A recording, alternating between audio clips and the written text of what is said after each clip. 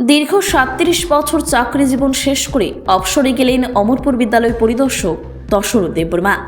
ওনার চাকরি জীবনের প্রায় ৩৭টি বছরের মধ্যে অমরপুরে 10টি বছর সম্পন্ন হওয়ার পর অমরপুর কর্মক্ষেত্রে শেষ হয় ওনার চাকরি জীবন। গতকাল বিদ্যালয় পরিদর্শক দশরথ দেববর্মাকে অফিস কর্মীরা অফিসের কনফারেন্স হলে বিদায় সংবর্ধনা জ্ঞাপন করেন। বিদায় সংবর্ধনা অনুষ্ঠানে উপস্থিত ছিলেন অমরপুর মহকুমা নতুন নিযুক্ত বিদ্যালয় পরিদর্শক সহ প্রাক্তন মহকুমা বিদ্যালয় পরিদর্শক।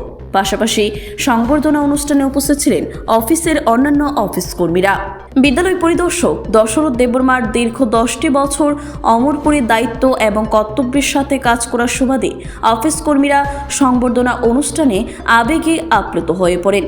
পাশাপাশি বিদ্যালয় পরিদর্শক অফিস কর্মীদের কাছ থেকে এই ধরনের বিদায় সংবর্ধনা পেয়ে তিনিও আবেগে আপ্লুত হয়ে পড়েন।